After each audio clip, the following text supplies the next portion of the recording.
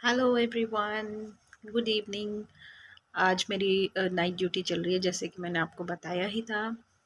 और आज मैं आपको थोड़ा डिस्कस करने वाली हूँ जैसे कि कोई भी अपने रूटीन में ड्यूटी पर आता है तो उसे सबसे पहले क्या करना होता है। सबसे पहले तो आपको पता ही है हमें क्या करना होता है। सबसे पहले जब हम आते हैं तो अपने अटेंडेंस रजिस्टर में साइन करना है। ओ माय गॉड, ये तो सबको पता ही होता है ना। लेकिन आपको अपने अटेंडेंस रजिस्टर में साइन करना है, क्यों?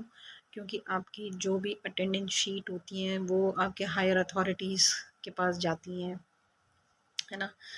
तो उससे मतलब आपका टैली हो सकता है, बायोमेट्रिक के आवर्स कैलकुलेट होते हैं।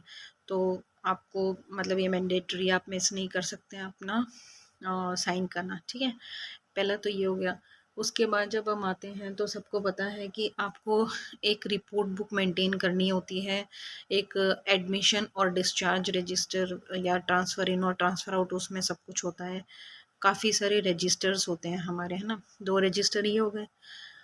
हाँ, तीसरा रजिस्टर हो गया आपका जो लैब में सैंपल्स हम भेजते हैं, ठीक है।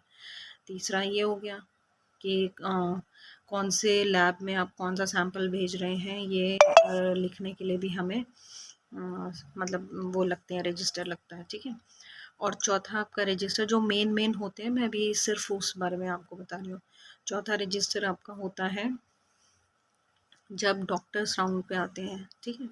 जब आपके डॉक्टर्स राउंड पे आ रहे हैं तो आपको जो जो इम्पोर्टेंट चीज़ें बोल कर जाते हैं कि इसका पेशेंट का ये करना है, अब आपको ये वाला सैंपल भिजवाना है, उस टाइम पे आपको ये वाला मेडिकेशन देना है, ये वाला ड्रग देना है।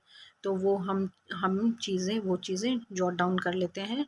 उसके बाद अगर आपको कोई चीज़ ऐसी है जो आपको नेक्स्ट शिफ्ट में बताने लायक है ना।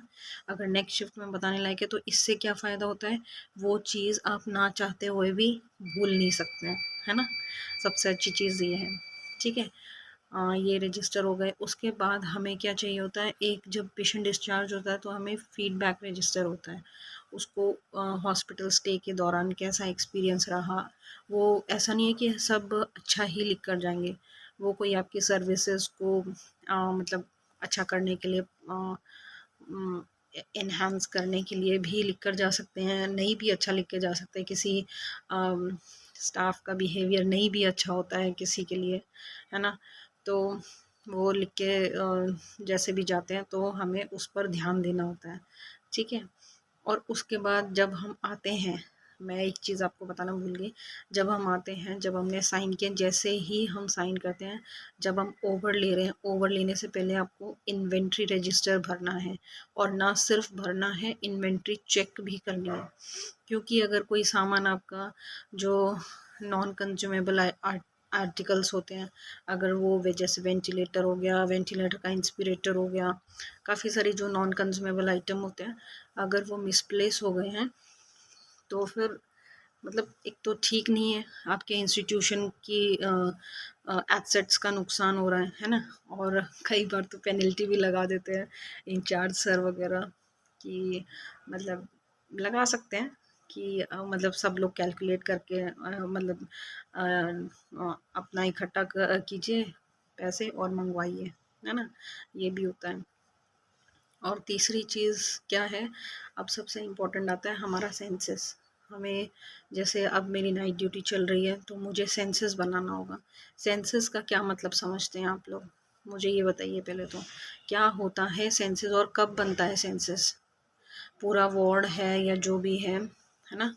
तो उसमें बहुत सारी चीज़ें आती हैं, हमको लगता है कि बहुत इजी है, कौन आया कौन गया यही तो भरना है, ऐसा नहीं है। बहुत इम्पॉर्टेंट है सेंसस। और सेंसस क्यों ज़रूरी होता है? सेंसस इसलिए ज़रूरी होता है कि पूरे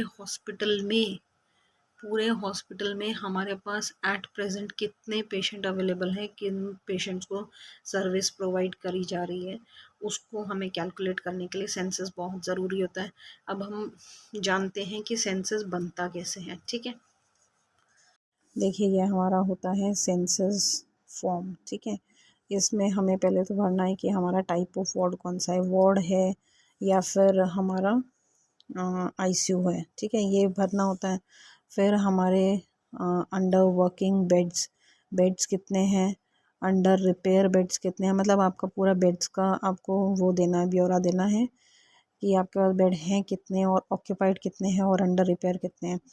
उसके बाद प्रेजेंटली टोटल वर्किंग बेड्स, ठीक है, ये तो मैंने बता दिया। अब previous day totally patient LR, इसका क्या मतलब होता है, जो हमारे पास रिमेनिंग पेशेंट पहले दिन के थे ना, हमें वो वाले कैलकुलेट करने हैं। यानी कि जो आपकी शिफ्ट मतलब आपके जो तारीख से पहले जो नाइट में स्टाफ गया है वो कितने पेशेंट आपके पास मॉर्निंग के लिए छोड़ कर गया है, उसका ये मतलब होता है LR का, ठीक है। अब आपके शिफ्ट में मॉर्निंग में, इवनिंग में, नाइट में एडमिशन कितने हुए हैं हमें वो लिखना है। फिर ट्रांसफ़र इन कितने हुए हैं आपके पास में वो लिखना है। उसके बाद ट्रांसफ़र आउट कितने हुए हैं वो लिखना है। डिस्चार्ज कितने हुए हैं वो लिखना है।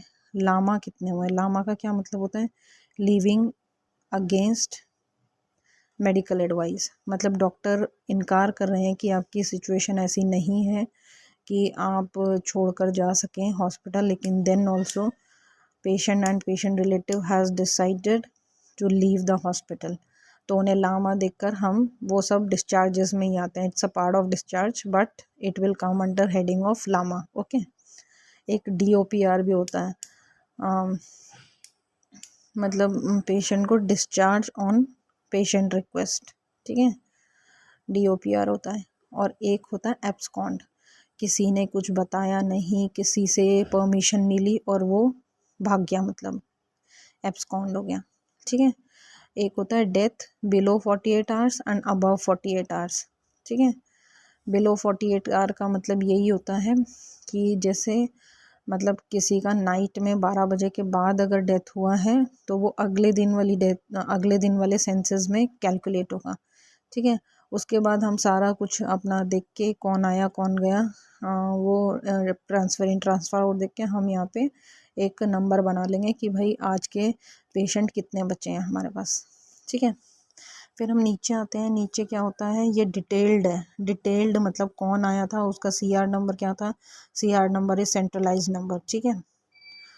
आपका नेम ऑफ पेशेंट क्या है, एज क्या है, सेक्स और मेल है या फीमेल है, कौन से वार्ड में एडमिटेड है, डेट ऑफ एडमिशन क्या है, डेट ऑफ डिस्चार्ज क्या है, और अगर क्या अदर रीज़न है, मतलब कि अगर आप ट्रांसफ़र इन कर रहे हो तो क्या रीज़न है, ट्रांसफ़र आउट किया जा रहा है तो क्या रीज़न है, ठीक है।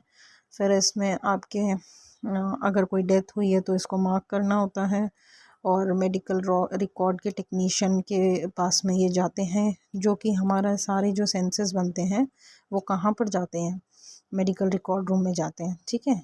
और चेक्ड किसके द्वारा होंगे, मेडिकल रिकॉर्ड ऑफिसर के द्वारा होंगे। और सिग्नेचर ऑफ सिस्टर जिसने भी जो इंचार्ज हैं यहाँ पर उनके साइन होंगे, और जो सिस्टर बना रही है ये उनके साइन होंगे, और नेम ऑफ द वार्ड क्या है, डेट और टाइमिंग, ठीक है। ये तो हो गई बात। लेकिन सेंसेस हम बनाते कब हैं, हम बनाते हैं रात के 12 बजे।